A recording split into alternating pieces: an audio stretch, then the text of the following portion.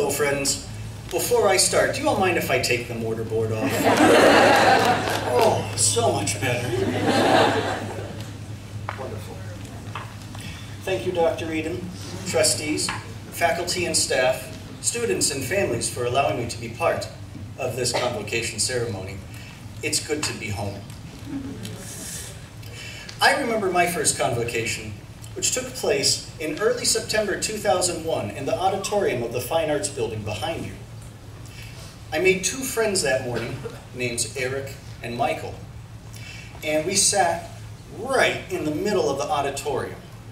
We must have looked like a motley crew because one, we were in the absolute center, which I think was my doing, but the other part was because Eric was wearing this light blue pastel polo and looked like he came off of a sailboat. And Michael had long hair and he was wearing all black with black nail polish and looked like he came from a Marilyn Manson concert. And there I was, you know, perfectly coiffed and shaved, and I was wearing a suit and tie and everything else. We looked like a motley crew, essentially. But despite appearances, Eric, Michael, and I found community through shared experience here at Landmark. The guest speaker that day was Ray Kurzweil, who is the founder of several assistive technologies that's embraced by the Landmark community here. Ray identified how the ethos of Landmark may be characterized by creative problem solving and developing alternative and novel ways of learning and cognition. During his remarks, I felt like the audience just melted away and Ray was talking directly to me. And afterwards, I had the chance to meet him. And when I shook his hand, he didn't say, hello, or nice to meet you. Instead, he said, you will go far. And so here's the thing.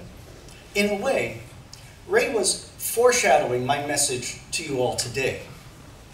This idea that you will go far, even further than you thought possible, thanks to the resources and good people of Landmark. Give as much effort as possible to maximize your Landmark experience.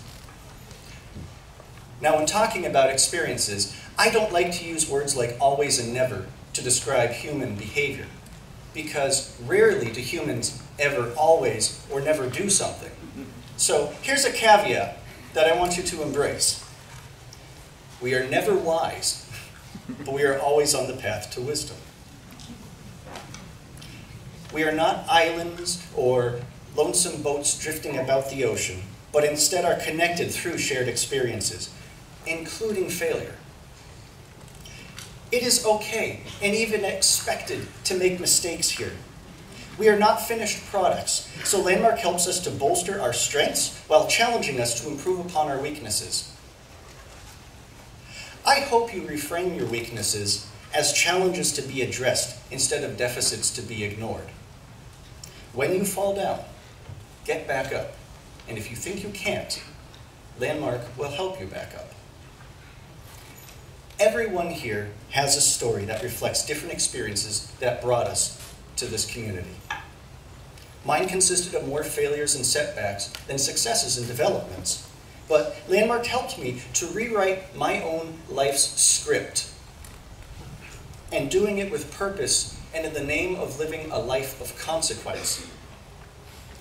There are 4 plaques in the administration building, 2 of which are dedicated to recipients of the Academic Dean's Award and the President's Award, which are bestowed upon some graduates during commencement exercises. My name is on both of those plaques I just mentioned. I was the first student to earn a cumulative 4.0 grade point average for every semester while at Landmark.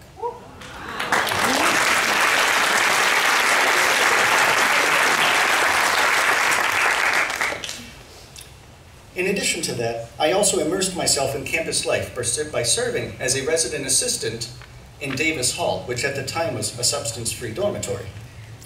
I don't know now.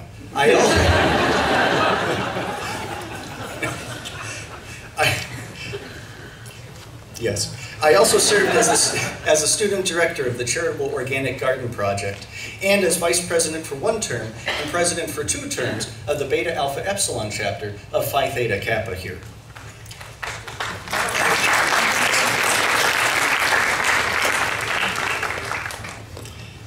So I was also the first student in the history of the college to earn both awards at the same commencement exercise. So, hard to believe, but my story took off after Landmark, thanks to Landmark. You see, I had earned a presidential leadership scholarship to attend Hobart College, where I earned 2 majors and a minor and created one of those majors from scratch. I also received at the end of my senior year both the Dean's Citizenship Award and the President's Public Service Award. Fast forward to today. I have earned my Master of Arts of Sociology from the University of Houston Clear Lake while logging over 1,000 hours of community service. This fall, I will earn a Doctorate of Philosophy in Sociology from Texas A&M University.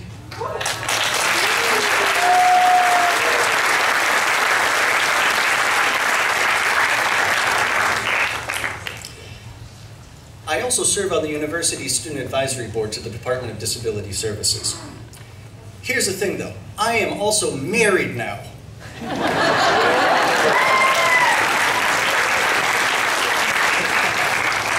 And I'm glad you're happy for me, but I don't think you realize how monumental this is, because to quote my beloved mother, who's here with us today, "Honey, I am so glad you found someone who gets you, because I'm your mother, and I don't even get you."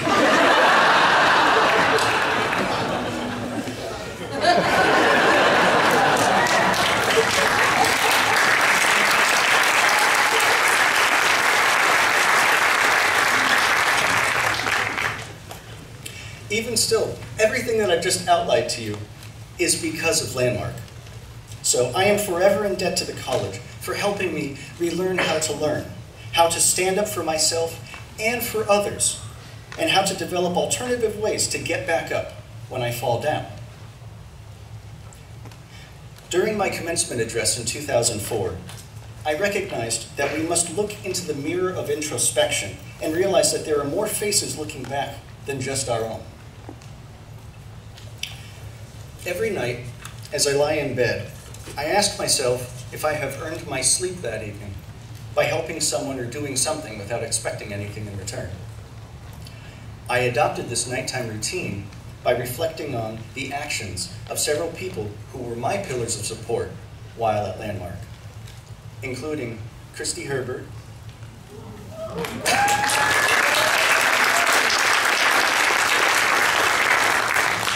Peter Fallion,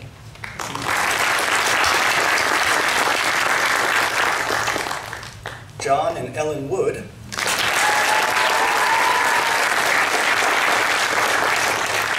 David Mulholland,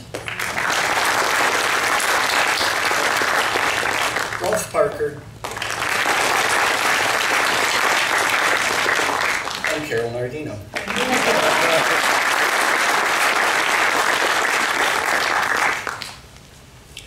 Their actions reflect an implicit desire to do what is right and good, by thinking critically instead of being critical, and by exemplifying the notion that our honor becomes brighter when we do something in the spirit of service. Their legacy includes, among other things, my desire to give back. So coming full circle now, my legacy, at least at this time, is my students. So only time will tell if I am as strong as my pillars of support have been for me. In closing, I knew that my Landmark experience was a one-time opportunity. So I encourage you to make the most of what Landmark has for you. Whatever effort you put in, you will get back several-fold. Do not give up, waste, throw away, or neglect this opportunity. Reflect on where you have come from so as to appreciate where you currently are, and most specifically, where you want to go with your life. Most importantly, do your best, always. And to repeat the words of Ray Kurzweil from my first convocation, you will go far. Thank you.